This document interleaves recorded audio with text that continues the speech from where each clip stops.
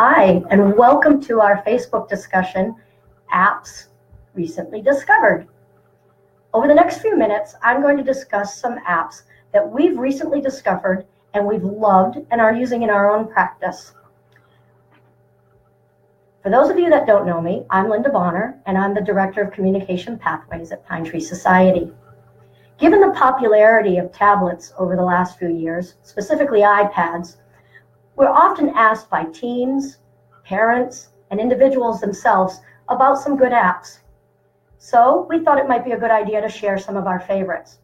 Many of the ones that I'll discuss with you today aren't new to the market, but they might be new to us, and some of them are brand new. So here we go, in no particular order.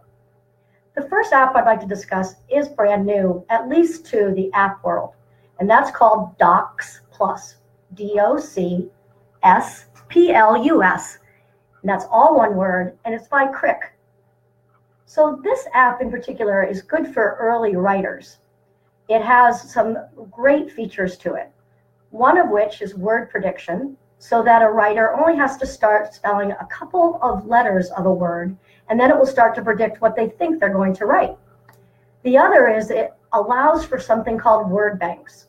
So if a writer's having a difficult time coming up with some specific words, let's say about a topic, a teacher can make word banks that provide those words to them to put into their writing.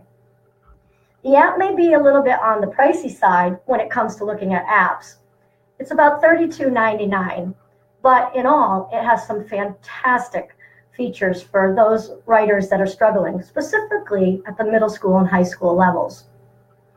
You might also take a look at some other Crick programs that do similar things, but provide more supports, like the availability for pictures and the availability to have stronger word banks that are pictorially based, so that somebody that might be at the very emergent level of writing can still produce some nice documents. The next one that I'd like to talk about is zones of regulation. Some of you may have heard about this working with your occupational therapist, and we recently have come across the zones of regulation applications as well. There are two of them. One talks about the zones in general, and this is mostly about regulating yourself. So it might talk about red zone, where you're very angry, or yellow zone, where you're kind of neutral, you're doing okay, but you're on the edge. Green zone is I'm doing great. Blue zone, I may be sad or a little bit down. And then what it does is it provides you some tools to help you kind of keep yourself in the green zone. The other app that they provide is an emotions app. And we're often asked how to help our folks learn about emotions, express emotions. We recently talked about it at the Autism Conference, Southern Maine Autism Conference, where we talked about how do we deal with this. It's a great app. They're both $9.99.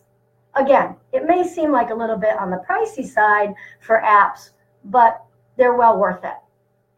The next one that we talk about with our teams often is following directions. So how do I help my student, my child, my young adult, or even my adult to be able to follow these instructions that people may give them, whether it be at school, in the community, or at work? Well, this particular app is for younger students, but we have loved it. And in fact, most of our students will even ask for it when we're in therapy. It's called Fun with Directions. There's also more Fun with Directions. They have a light version, which is free. And if I talk about a light version, it usually means that it's free, but doesn't give you all the bells and whistles. If you wanted to buy the full program, then each one of them is $15.99. But it really covers a wide range of directions that you would find in learning, again, in the community, or at work. The next one is called the Basic Concept Screener, and a lot of speech pathologists have been using this, and special education teachers. The one reason for it is because it looks at a number of concepts, again, that we find in learning, and it helps us to bring instructional control to a person that might be struggling with a certain type of concept. Maybe it's spatial or time related. Maybe it's quantitative. So one of the things that we can do is we can provide this screener, go through it, and it gives us all the concepts that the student has mastered, as well as some that they haven't mastered, so that we can better put our goals down and know exactly what we should be looking at and providing for intervention. That app is $4.99. It also generates a fantastic assessment afterwards. So a little write-up that you can use and a nice visual for team members and families. The next one is called Bits Board Flashcards, and I'll spell that for you. BITSBOARD, and that's flashcards. They're flashcards, but they have a lot of mini games that are involved in that. So for us, it's a great way to teach vocabulary in a very fun and meaningful way. And the kids love technology. So being able to access it through that mode, we can generally get them very motivated to engage in such a task. That particular one is $19.99. The next couple that I'm going to talk about are social skills. And that's something that, again, teams are always asking us. I don't want us to forget that learning social skills happens best in the natural environment when those opportunities arise. But there are also those opportunities with apps where we can do some pre-planning, pre-teaching, and some role-playing so that when the person gets out into those opportunities, hopefully they have some tools in their toolbox that will help them. The first one that we have recently found is called 10 Ways. And that is like a Jeopardy game. So it might give you a scenario and you come up with the question or what skill it is that they're looking for. That app is free. The next one is called Let's Be Social Pro. This one provides a number of scenarios using real photographs, and then you can have some questions at the end. I also think there may be some animated pictures, so don't quote me on it all being real photos. That one is $9.99. One of the next ones is called Snap Type Pro. Again, shared with me by an occupational therapist. With this particular app, you can take your iPad and you can take a picture of a worksheet. That worksheet then becomes a dynamic document. You can circle on it, you can make text boxes so that you can type your answers in, and you can also do a number of other creative things to help bring that document more to life and engaging for a student. You can also zoom in, so if there's some visual challenges, the student can see it better.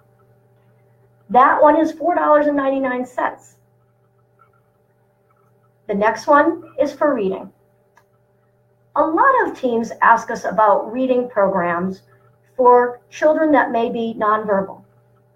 And to be quite honest, it's a tough skill to teach because most students learn reading by sounding it out and saying it out loud.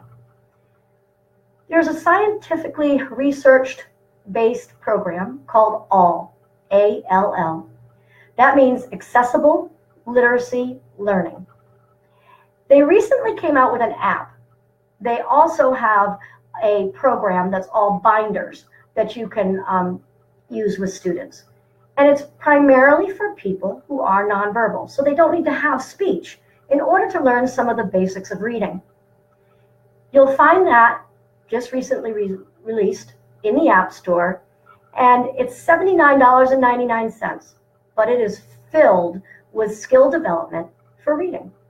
There's also a light version, and I always tell people if there's a light version, you should get it first and check it out so that you kind of can window shop before you buy.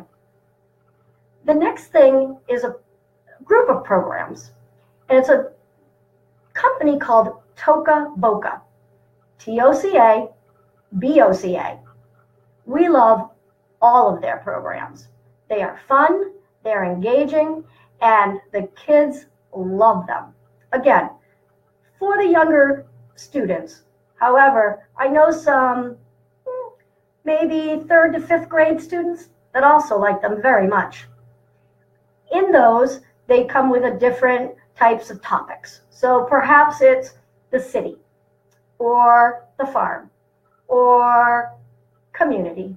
There's a dance one. Kids love that.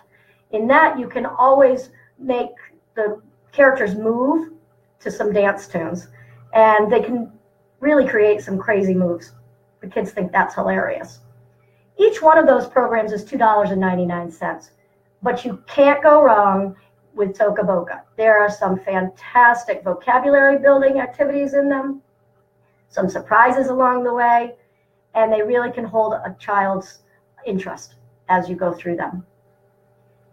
The next one I'd like to talk about is YouTube Kids. So this is an app that we recently came across because we're often asked by teams, how can I supervise YouTube? Well, it's hard to do. And it's hard to do for adults. So they have come up with an app called YouTube Kids, which provides a safer way to view YouTube. Just remember, it's not perfect. So some supervision may still be a good idea. However, for the most part, for a free app, it's really worked out well for a lot of our kids. The next one that I'd like to talk about is one that I recently just found that a family actually shared with me. It was an interactive reading adventure, a story, and it's called A Parcel of Courage. It's free. And in this story, they do things that test out things like logic, spatial concepts, memory. So it's very interactive, which of course kids love. And when they love to read and they love being read to, engaging them in that process is often so much more motivating than some of the times when we just read a story for the sake of reading a story. The next one is a favorite of ours because we work with a lot of students that happen to love Thomas the Tank. So again, some of these apps that I'm talking about, some of them are for leisure, but most of them can be used for learning. Thomas the Tank and Friends is just an activity type of app. So there's lots of things for the children to explore, to try, to talk about, and our kids ask for it over and over and over again. That one happens to be free. The next one is for writing. So this one is called Handwriting Without Tears. Many of you have probably heard of this, again, in school, and your students are maybe using it. One of the things that we like about it is that there's a new one called Wet, Dry, Try. So it's kind of like learning how to form letters in the correct way and on a chalkboard, and then erasing them. So one of the things that we like about that is that it's $4.99. There's keyboarding without tears as well. So as we're teaching some children through their occupational therapy programs, and with us perhaps consulting or collaborating on that type of skill, is they can learn some keyboarding skills in a nice, friendly, fun way. And that one happens to be free. One of the last ones I'd like to talk about is by the company Duck Duck Moose. And if you have heard of Duck Duck Moose, you'll know that they have some really great apps. We often talk about that company, but two in particular have just come to light, at least for me. One is called Fairy Tale Maker, and the other is Superhero Maker. Two wonderful topics that kids love to talk about. With these apps, the kids are given the opportunity, and I say kids, but again, I use this right up through even middle school to high school, in that they can create their own stories about these very motivating topics. And those are free. The last thing that I'd like to talk about are not apps in particular, but two things that you might want to follow. And that's called Amazing Kids. Literally the letter O, Amazing Kids. On that, She often will review apps. She'll let you know when something's going on sale, and she'll let you know what others have been saying about the apps as well. And that's a group that you can follow right on Facebook. The other is an app called App Advice. Some of you may know it as Apps Gone Free. That is an app that if you check every day, they'll tell you which apps are free that day. I've found many, many, many apps that way, and I have enjoyed all of them that I have tried. The other great thing is when they're free, if you don't like them, it's okay. The last thing that I want to talk about is it's called apps, autism apps. And that is also a free one. I talk about this all the time, no matter if it's recently discovered or something that I've already talked about. That is an app that is like a warehouse that somebody's keeping up for me. Because I think you'll all agree that there are billions of apps out there, and there's no way that any one of us can keep track of them all. This categorizes them by free or by cost, and also by topic. So there are some for art, some for math, some for language arts. I could go on and on. Somebody's doing the work for us, and that is really helpful. I don't want to have to reinvent the wheel if I don't have to. So that's about it for today. Thanks for tuning in. I really do appreciate your time. I encourage you to click on the link to the Communication Pathways page, and that is a place where you can find a lot of other resources about apps that perhaps we have presented about before, and also about some of the services that we provide. And if you have any other topics that you'd like us to cover in the future, please put them in the comment section. We'd love to hear from you. You can also direct message us. We read every message that comes through. And please like this post so that others who may not have had the opportunity to watch it today can benefit from it as well. Again, I thank you for your time and have a great rest of the day.